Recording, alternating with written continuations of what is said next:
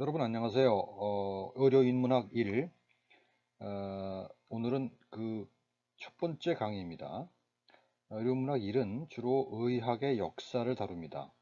의학과 의료, 그러니까 학문으로서의 의학과 그것의 실천체계로서의 의료, 그것들이 시간에 따라서 또는 문화에 따라서 어떻게 달라져 왔는가 하는 것들에 대한 공부를 하는 시간입니다.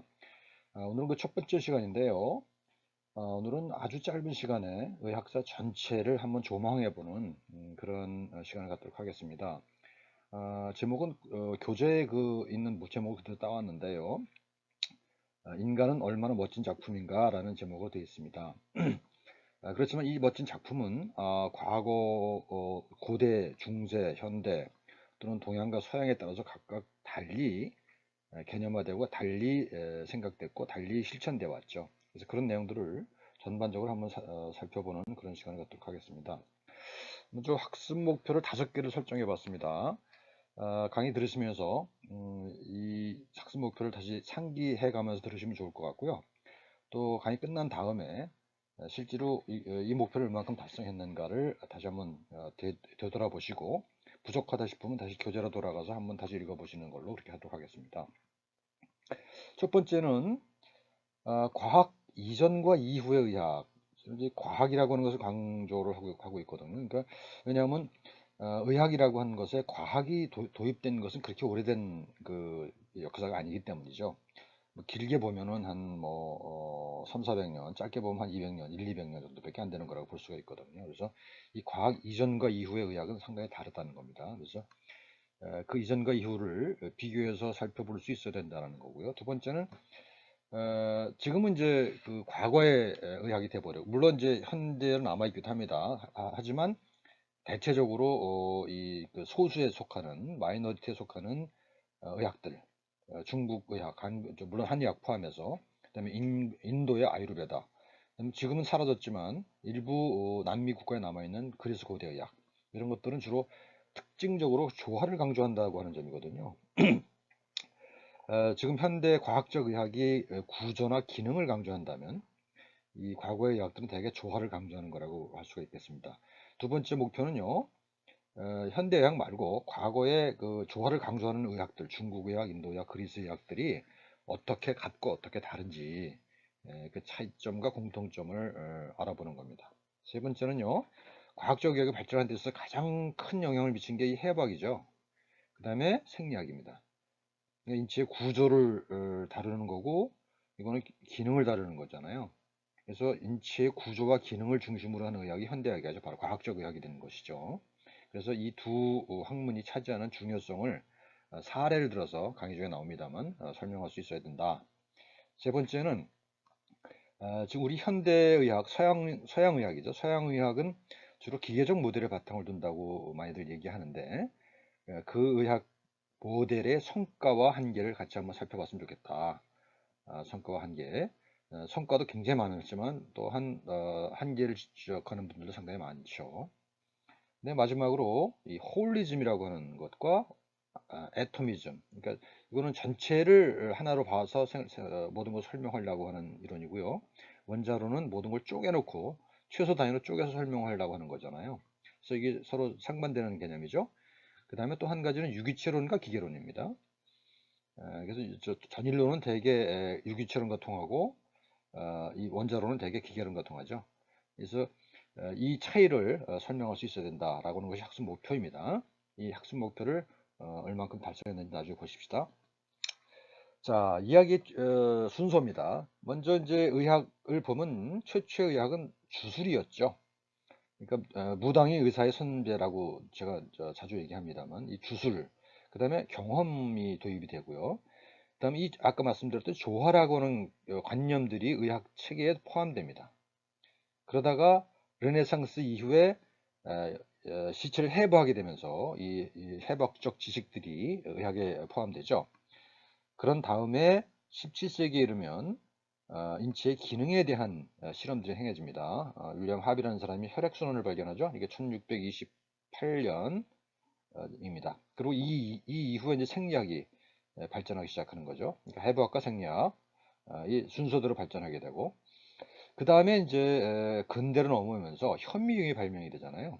16세기 말경에 현미경이 발견되면서 눈에 보이지 않던 것들에 대한 연구가 시작됩니다. 그래서 여기서 이제 뭐 세포니 뭐 이런 것도 나오겠죠. 조직인 이런 것들이.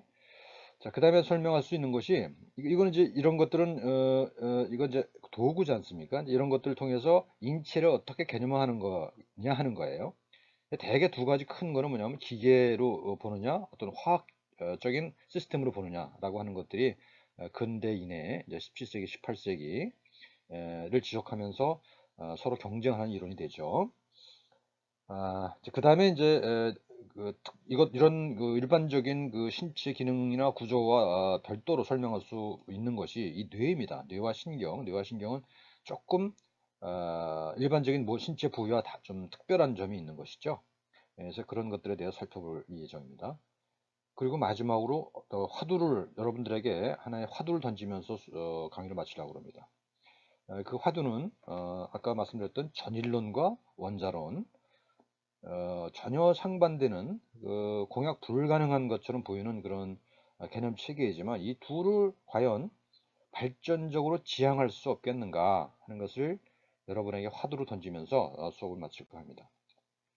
자, 먼저 이 우리 의라고 하는 글자 있잖아요. 이 글자를 자세히 뜯어보면 이렇게 됐습니다. 이 안에 생긴 걸 보면요, 이게 사람 몸이라고 한다면 이게 이렇게 화살이 들어가 있어요. 그 다음에 여기는 창입니다. 그러니까 화살과 창에 맞아서 이제 닫혀 있는 모습을 형성하는 거고요. 밑에 이거는 U자인데 이거는 술이에요, 술.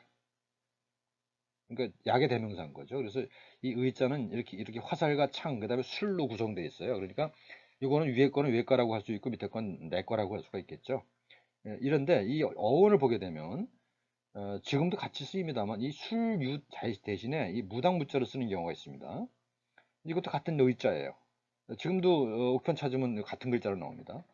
그러니까 이건 무슨 의미냐면 이 의라고 하는 의사라고 하는 의사가들이 하는 행위라고 하는 것이 본래 이 무에서 왔다. 무에서 왔고 거기에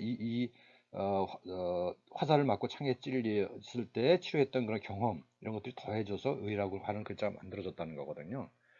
그러니까 이 무라고 하는 것은 또 글자를 보면 있습니다. 이게 하늘이고 이게 땅이고 이걸 연결해 놓고 그 사이에 사람이 있잖아요. 그죠? 그러니까 이게 무당이잖아요. 그러니까 최초의 의사는 일종의 무당이었다고 볼 수가 있습니다. 물론 정치가도 무당이었죠. 그죠? 그러니까 제정 일치 시대에 그랬을 거고 제의 일치 시대도 있었을 거라는 겁니다. 이제 무당이 의사를 겸임한 그런 시절이 있었다는 건. 밑에 있는 그림들은 뭐 시간이 없어서 금방 넘어갑니다만 그런 그 사례들을 보여주고 있는 겁니다. 자, 먼저 체액설입니다. 체액설은 주로 그리스를 중심으로 했던 고대 의학, 그리고 그것이 아랍 세계를 거쳐서 중세 유럽을 지배했던 그런 의학 사상이고요. 의학 사상 중에서 가장 서양에서는요 가장 오래 지속됐던 이론이라고 할 수가 있습니다. 본래 이 이론이 나온 것은 고대 그리스의 자연 철학에서 엠페도클레스라고 하는 사람이 주장한 사원소설이죠. 사원소설에서 유래한 거라고 알려져 있습니다. 물, 불, 흙, 공기인데요. 이거 보면은 봅시다. 물, 불, 흙, 공기잖아요. 이게 이제 네 개의 원소인데 여기에 각각 우리 몸 안에 있을 것으로 생각되는 액체들을 대응시킵니다. 그러니까 물은 점액이고요. 불은 혈액이고요. 아니죠. 불은 흙담즙이고요. 불은 황담즙이고요. 공기는 혈액에 해당한다는 거죠. 성질을 보면요. 그렇죠? 물은 축축하고 차갑죠. 불은 뜨겁고 말랐어요. 그 다음에 흙은 말랐고 차가웠고, 그 다음에 공기는 뜨겁고 축축하다. 이런 거를 이 네 개의 체액에 대응을 시킵니다. 물론 오늘날의 관점에서 보면 좀 말도 안 되는 일이 많이 있죠. 그래서 이 성질을 가지고 이 네 개의 체액이 균형을 이루면 건강이고 그렇지 않으면 문제가 생긴다는 거죠. 그래서 이제 여기 보면은 이 중에서 네 개 중에서 어떤 한 가지가 지나치게 많아지면 생기는 현상. 황담즙이 너무 많아지면 콜라릭이라고 하는 영어가 있잖아요. 정말은 광란을 일으키고 그러니까 그러니까 이게 신체 현상뿐만 아니라 어떤 정신 심리 현상까지도 포함을 하고 있는 것이죠. 점액이 너무 많아지면 플레그마틱, 냉담하고 무기력하다. 혈액이 너무 많아지면 발랄해진다. 생균이라는 말이 있잖아요. 근데 우리가 많이 쓰이는 말, 멜랑콜리라는 말이 사실은 이 흑담즙이라고 하는 말에서 온 거거든요. 그러니까 이것이 이제 우리가 쓰는 말 속에 이 의학 이론이 그대로 남아있는 그 사례라고 할 수가 있겠습니다. 이 서양 의학에서 가장 큰 영향력을 가진 그 의사라고 한다면 그리스 AD 2세기에 그리스 로마 의사인 갈레누스라고 하는 사람입니다. 거의 이 사람이 뭐 수백 권의 책을 쓰거든요. 그래서 의학을 정리해서 아주 대단한 사람이지만 또 한 가지 문제는 뭐냐면 너무 많은 책을 써서 이 사람의 권위를 이후 한 1000년 이상 아무도 도전하지 못했다고 하는, 그래서 의학의 발전을 갈아먹었다고 하는 그런 아이러니한 역사를 지닌 사람입니다. 이 사람이 처음에 생각했던 것은 우리 신체를 보고 세 가지 스피릿을 얘기합니다. 내추럴 스피릿, 바이탈 스피릿, 애니멀 스피릿. 그래서 여긴 뇌에, 여기 심장에, 여긴 간에 있다고 생각을 했던 거거든요. 그리고 이때는 혈액 순환이라는 것을 몰랐기 때문에 이 오른쪽에 그림을 보면요, 피가 간에서 만들어져서 심장에 들어가서 폐에서 오는 공기가 섞여서 돌아다닌다고 생각을 했다는 것이죠. 그래서 이런 생각들이 거의 1000년 내지 1500년 동안 유럽의 의학 사상을 지배를 했다는. 자, 다음은 중국을 중심으로 한 동아시아 의학이 근간으로 삼고 있는 음양 오행 이론에 대해서 살펴보겠습니다. 뭐 다 아시는 겁니다만, 음은 그늘이고 양은 양지죠. 그래서 양지가 있으면 음지가 있게 마련이고 그 위치를 항상 바꾼다라고 하는 것이죠. 그러니까 천지 만물은 유전한다라고 하는 얘기가 비슷한 얘기죠. 그래서 항상 고정되어 있는 실체는 없다라고 하는 것에 이제 중요한 그 포인트고요. 그다음에 그것이 너무 단순하기 때문에 좀 복잡하게 오행이라고 하는 것을 만들죠. 이 오행은 목, 화, 토, 금, 수입니다.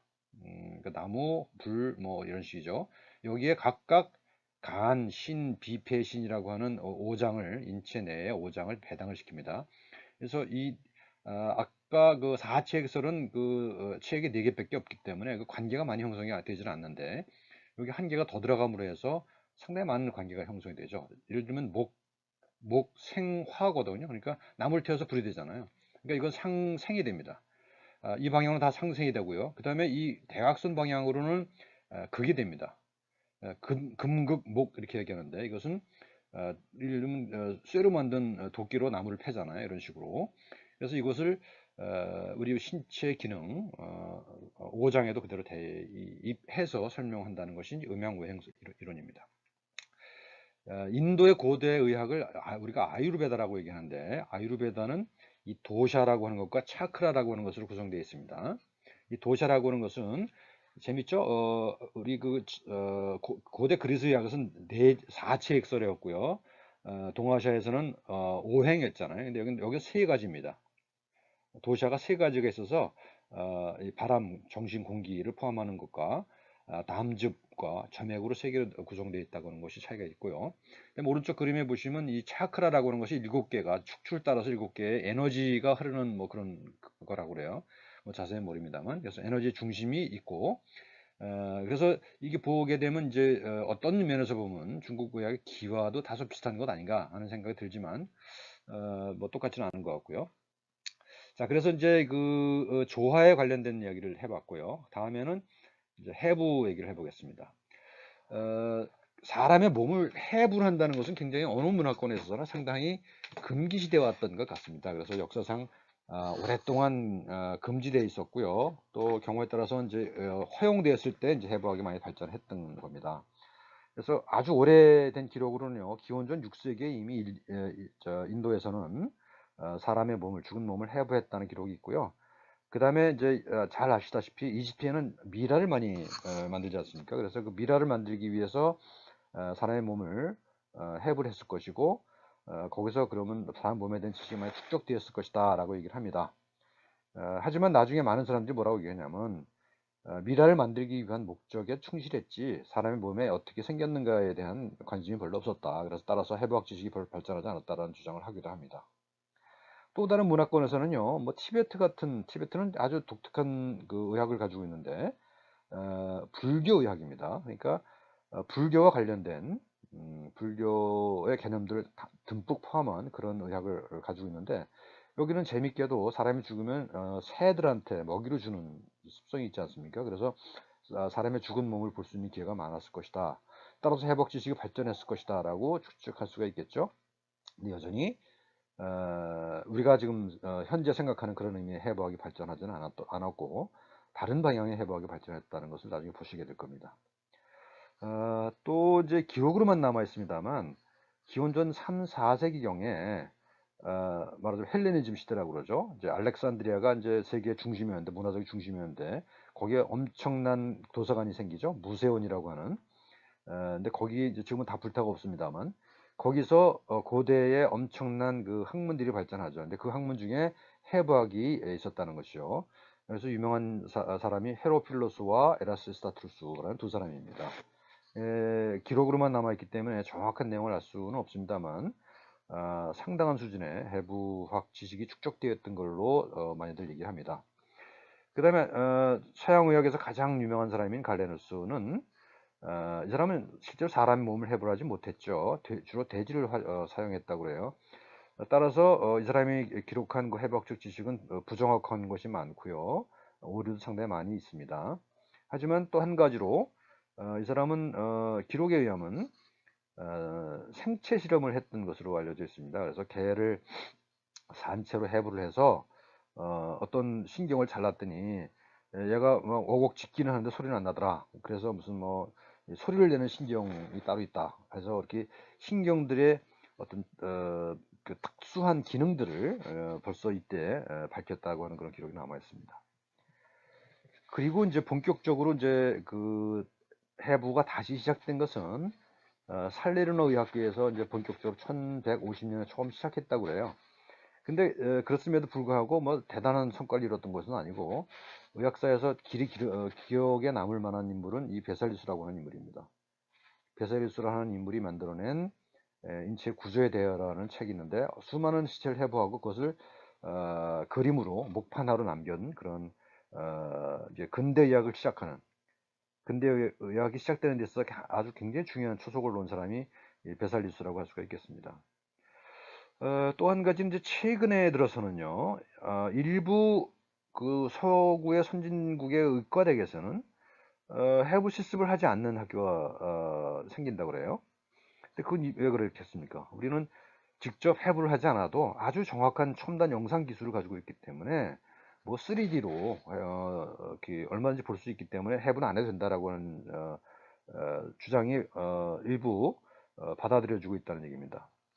이게 이제 해부학의 역사고요. 이제 그림을 쭉 보시면 이건 티베트 의학이 토대로 삼고 있는 이 벽화입니다. 탱화인데요. 티베트 의학은 독특하게도 이런 그림을 통해서 의학 개념들을 설명하고 있습니다. 아까 말씀드렸던 것처럼 불교 의학이라고 그랬잖아요. 불교 의학의 을 보여주는 게 뭐냐면, 보십시오. 이 심장을 보면 이렇게 심장이 있고 여기 연꽃이 쌓여 있죠. 그러니까 연꽃이 이제 불교의 상징이지 않습니까? 그래서 시체를 해부하지만 그 모양, 해부학적인 모양, 객관적인 해부학적인 모양보다는 자기들의 종교적 관념을 거기에 더 씌워서 설명했다고 하는 거고요. 이것은 뭐 아주 유명한 그 레오나르도 다빈치의 심장 그림입니다. 이제 다빈치가 이제 아까 그 베살리스와 같이 그렇게 아주 정교한 해부들을 그리지는 않았지만, 이런 그 장기, 신체 부분들에 대한 스케치를 많이 남겼죠. 중세의 12세기, 13세기경의 해부학 실습실입니다. 여기는 이제 가운데에 시체가 있고요. 여기서 이제 여기 해부를 직접 하는 사람들은 의사나 학생이 아니라요, 서로 이발사나 그런 사람들입니다. 그리고 여기 교수는 여기 앉아서 책을 읽어요. 그러면 그것에 따라서 이발사가 해부를 하고, 학생들은 이 계단 강의실에 올라앉아서 내려다보는 그런 형식으로 해부학 실습이 이루어졌다고 해요. 자, 이게 그 유명한 베살리우스의 해부도입니다. 네, 여기 특이한 점을 하나 발견해 보시죠. 오늘날 여러분들이 배우는 해부도와 어떻게 다른지 한번 그 생각을 해보시고 정리를 해보시면 좋겠습니다. 해부학이 다 발전을 했다고 한다면 그 다음에 발전할 거는 생리학이겠죠. 생리학은 신체의 기능이에요. 근데 그중에서 제일 먼저 발견된 게 뭐냐? 혈액이 순환한다고 하는 거였죠. 아까 잠깐 나왔던 베살리우스가 생각했던 혈액은요, 간에서 만들어져서 온몸을 돌다가 사라진다고 생각했거든요. 근데 이제 이 실험을 한 사람, 아주 간단한 실험입니다. 윌리엄 하비라고 하는 사람이 한 실험인데요. 이 간단한 실험을 통해서 혈액이 순환한다는 사실을 증명합니다. 여러분들도 한번 생각해 보십시오. 지금 설명 안 하겠습니다. 어떻게 실험은, 이 그림만 보고 한번 생각을 해 보시면 좋을 것 같아요. 그래서 요 간단한 실험을 통해서 혈액은 필연적으로 순환할 수밖에 없다라고 하는 주장을 해서 그건 이제 받아들여지고 있는 거죠. 자, 그 다음에 이제 해부학은 어떤 거시적인 구조죠. 중간 규모의 구조라고 한다면 현미경이 뭡니까?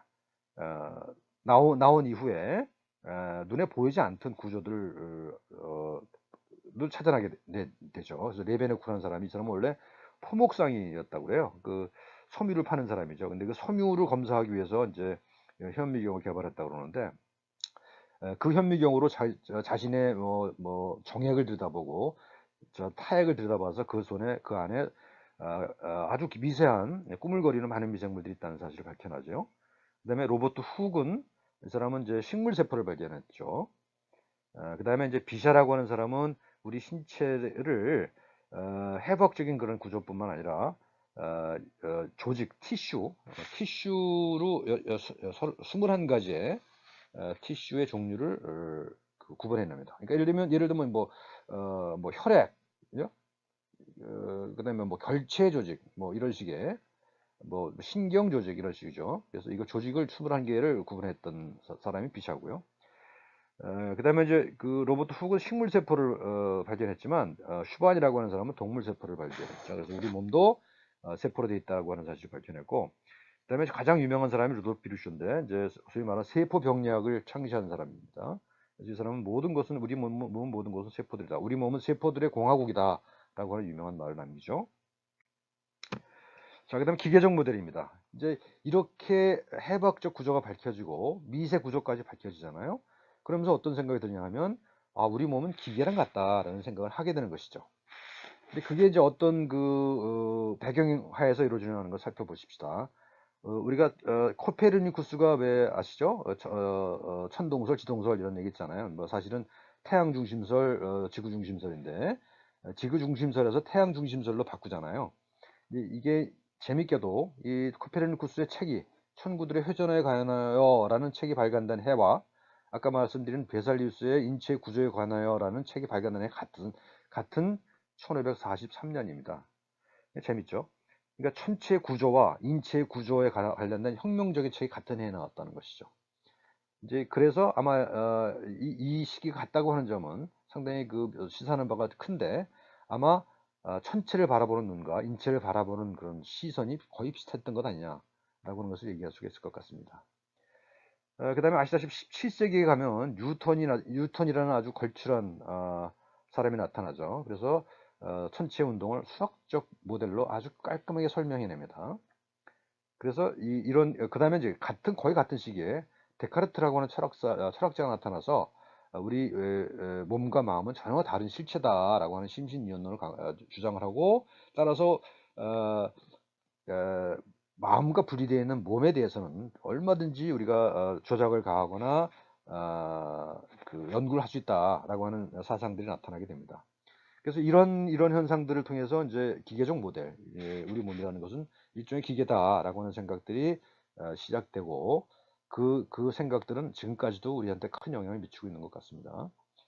그 기계에 대한 생각들이 17세기와 20세기에 이렇게 다릅니다. 예를 들면 17세기 같으면은 우리가 이제 우리 몸을 그죠? 우리 몸을 어떤 그 기계적인 어떤 수학적인 모델로 설명을 하더라도 여기 반드시 사람을 그려놓았어요. 그렇죠? 그래서 이 수고로 하는 사람의 모습을 그려놓았단 말이죠. 그런데 20세기로 가면서부터 이게 사라져 버려요. 그냥 순수하게 기계적인 모델로만 남게 된다는 거죠. 그래서 이제 이게 의료인문학 하는 사람들이 이제 그 현대의학의 기계적 모델이 점점 심해지고 있다. 그래서 이 속에서 우리 몸을 기계로 형성함으로 해서 인간이 사라지고 있다라고 하는 비판을 하는 그런 것 중에 하나라고 할 수 있습니다. 그 다음에 이런 기계적인 또는 물리적인 반응만 있는 것이 아니라 화학적 반응도 있습니다. 그래서 인체를 화학으로 보는, 화학적 반응의 총체로 바라보는 그런 그것도 있습니다. 그래서 우리가 잘 아시다시피 우리가 학교에서 생화학을 배우잖아요. 이것이 바로 우리 인체를 화학적 반응의 총체로 바라보는 그런 시선들의 결과인 것이죠. 다음요. 그다음에 뇌입니다. 이거는 우리가 뇌라고 하는 것은 우리 몸속에 포함되어 있는 거지만 다른 부위와는 또 특별한 그런 관계를 가지고 있지 않습니까? 그렇죠? 그래서 이것은 우리가 마음이라고 하는 것과 연결되어 있다라고 하는 그런 점에서 좀 특별한 위치를 차지하고 있다고 볼 수가 있습니다. 고대로부터 아까 말했던 헤라필로스도 벌써 이미 뇌는 인체의 통제 본부이며 지성의 중심이다라고 주장을 했어요. 그래서 이거는 나중에 그 아리스토텔레스는 심장 중심을 얘기했거든요. 그래서 아리스토텔레스와 대립각을 세우는 그런 주장이었고 결국은 헤라필로스가 옳은 걸로 판명이 되죠. 그다음에 갈레노스는 아까 말씀드렸던 신경 절단 실험, 생체 실험을 했던 사람입니다. 그다음에 이제 그 현대 신경과학에서 굉장히 유명한 사람이 피니어스 게이지라는 사람인데 이 사람은 철도 작업공 십장인데 이 사람은 오른쪽 그림과 같은 사고를 당합니다. 쇠파이프가 이렇게 뚝 지나가서 뇌의 중요한 부분이 사라지죠. 근데 그러고 나서 아주 굉장히 온순하던 사람이었는데 이 사고 이후에 성격이 엄청나게 포악해졌다라고 하는 그런 사실을 통해서 우리 그 뇌의 구조나 기능 그것과 우리의 어떤 심적인 상태 또는 마음의 상태가 상당히 관련이 있다고 하는 사실들을 깨닫기 시작한 것이죠. 그래서 이제 뇌과학이 발달하기 시작했는데 21세기에는 우리가 fMRI나 뭐 PET 같은 거를 통해서 뇌의 구조나 기능을 아주 잘 볼 수가 있잖아요. 그래서 이제 뇌에 대한 관심도 굉장히 높아지고 있고 앞으로도 아마 21세기는 뇌의 세계가 될 것이다라고 예측하는 사람도 많이 있죠. 근데 그런 그 과학적 발달과 함께 그런 과학적 사실들을 해석하는 방식도 많이 발전하거든요. 그래서 이건 뭐 어렵긴 합니다. 체화된 인지라고 하는 그 이야기를 써놨는데 이거는 차츰차츰 얘기하도록 그렇게 합시다. 자, 이제 강의를 마무리하면서요. 우리가 처음에 얘기했던 학습 목표를 우리가 얼만큼 달성했는지 여러분들 보시면서 한번 스스로 생각해 보시기 바라고요. 우리가 그 예습 과제, 우리가 수업 시간에 논의할 질문을 올려주실 때는 이 학습 목표와 관련성이 좀 있는 걸로 가급적이면 그렇게 올려주시면 고맙겠습니다. 자, 마지막은 화두를 던지면서 수업을 마치려고 그러는데요. 아까 이제 전일론과 원자론 얘기했잖아요. 전일론이라고 하는 것은 주로 과학 이전의 의학들이 가지고 있는 세계관이죠. 아까 얘기했던 고대 그리스의 사치액설, 동아시아의 음양오행론, 그 다음에 인도 아유르베다 의학의 도샤와 차크라 이런 것들이 전일론이라고 할 수가 있을 텐데 그리고 과학 이후에 발달한 소위 말하는 그 현대의 바이오메디신은 대개 안 그럴 수도 있습니다만 바이오메디신은 원자론에 근거를 하고 있다고 할 수가 있죠. 그 다음에 고대의 신체관이 주로 유기체론이라고 한다면 근대의 신체관은 주로 메커니즘이라고 할 수 있을 것 같습니다. 이렇게 상반되는 두 개의 구조들을 어떻게 과연 우리가 지향해서 새로운 의학을 창조할 수 있을까 하는 것을 이번 학기 내내 우리가 생각해야 될 화두로 남기면서 오늘 강의를 마칠까 합니다. 감사합니다.